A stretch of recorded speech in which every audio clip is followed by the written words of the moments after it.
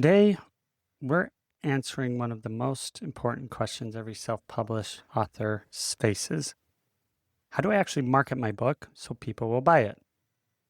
We get it. You wrote the book, you hit publish, and then crickets. Well, today's episode of Your Path to Publish breaks down a clear marketing strategy that has worked. Whether you're on a tight budget or just not sure where to start, we'll walk you through the marketing pyramid, starting from the foundation and building up to advanced promotional tools. This is Your Path to Publish. I'm your host, Zach Christensen. For the past decade, our team has guided authors just like you to find the best path to publish your book, get people excited to buy it even before it launches, and to turn it into the ultimate business card to build your business and your legacy. If you are ready to get your book out of your head and into people's hands, you're in the right place. Let's dive in. Right now, I have a young son who's been getting into sports the past few years and likes soccer and also plays basketball. And from watching as a parent to see them learn and grow, I've learned the power of a good coach, because a good coach lays the foundation. They help my son learn the fundamentals. So in basketball, teaching them, how do you shoot the ball? How do you dribble the ball? How do you bend your knees the correct way to be able to move? How do you best defend without fouling? And in soccer, how do you pass the ball correctly? How do you kick it? How do you signal your teammate? How do you move as a team?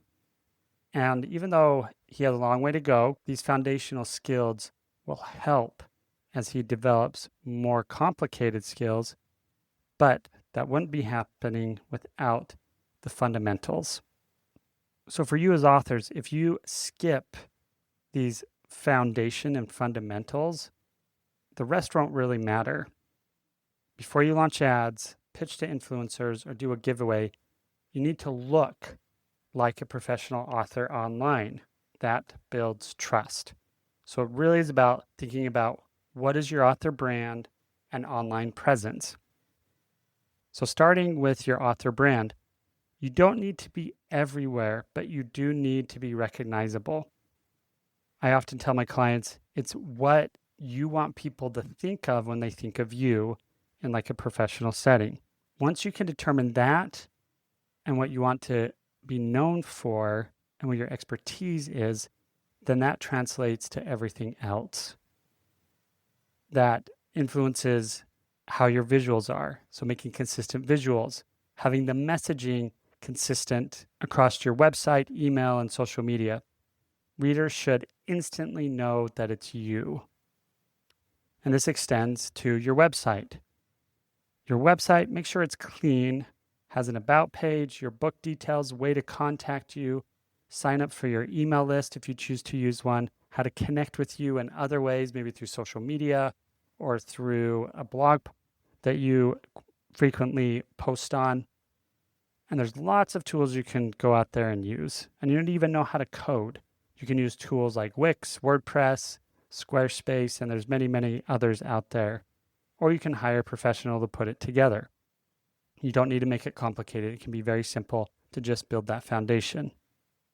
And then the one I'm always an advocate for about this is having your email list. Even if you just start out with 10 people, build it. These are your true fans. So there's tools out there that are integrated into many websites, or you can use a service like MailChimp or ConvertKit to create a simple sign-up form, send book updates, bonuses, and benefits that will be just to those on your list. Now, once your foundation is solid, now it's really time to get visible and connect directly with your ideal readers. There's many ways to do this, but we'll use social media as an example to start out. And the number one thing I will tell you with social media, don't burn out by trying to do it all. Pick 1 to 2 platforms where your audience hangs out and shows up consistently. And then you're sharing your experience. Many authors struggle with promoting themselves. Promote your content. Share what you're doing, what problem it solves. Give those tips now. Sharing those behind the scene moments, giving book updates, engaging and asking your audience questions really helps people in your audience get to know you and understand you. As you get further down the process, you'll start asking for book reviews. Ask early readers, friends, or bloggers that are within your genre to help you. Reviews help you build that credibility. And as you get more and more, Amazon will help boost your book to show it even further. Next is join genre-specific groups. Find reader groups or author forums in your niche. Be helpful. Become a go-to person in that group. Don't just spam and talk about what you're offering and that they have to sign up for something. Add value. Comment, contribute, and share parts of your book and your content naturally. These groups, by doing that, you'll start to find individuals who start to value what you're doing and then want to know more and learn more. I don't think people expect to get everything for free.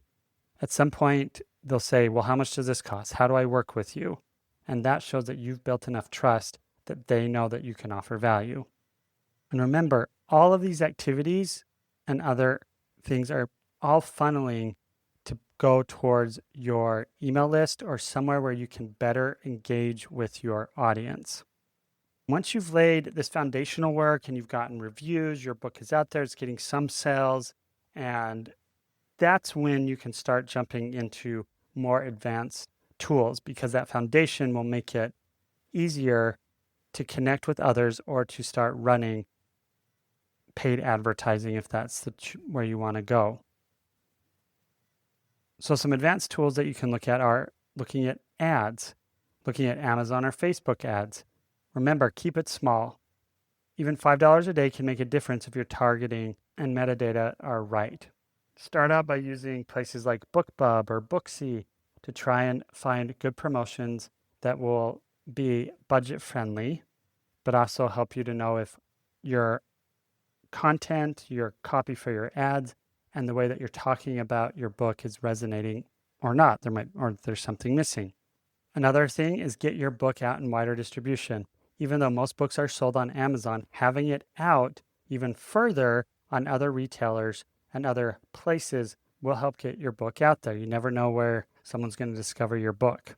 So you can look at places like Published Drive or Ingram Spark or Book Vault. And these places can help you get your book into libraries, make it available for bookstores should they choose, and then finding retailers all over the world and getting it out in multiple formats, such paperback, audiobook, and ebook will give you more sales opportunities. Another advanced tool is working with influencers. Finding those who are within your niche or have an audience that would resonate with your book. Even micro-influencers can make a big impact because they're highly engaged followers that can be within your niche. They just don't need to have big numbers. And remember, a shout out from the right person can go a long way. And really the final advanced marketing tip for this scope of this podcast is to track, learn, and repeat. Marketing is not a set it and forget it situation. Track what's working. Look at your reviews. Look at your email open rates, your social engagement, any information that's available to you. Understand what it could mean, and then try to make a change to see if that makes a difference. Remember, book marketing is a marathon and not a sprint. You may have a big launch or put in more work around the launch, but everything after that will keep it going. So let's recap as you think about this as a marketing pyramid. You got the foundation, that's your brand, your website, and your email list or something equivalent. The middle of the pyramid is looking at what's going to funnel into your website or email list. Social media, reviews, launch events, groups. And then the top is getting more advanced with ads, getting wider distribution, and influencers and analytics. Now, if you feel overwhelmed, start at the base. You don't need to do it all today, but every step you take gets you closer to readers who are waiting for your book. By taking it one step at a time, you'll get closer to your goal and you learn exactly what content will resonate with what readers. Thank you for listening.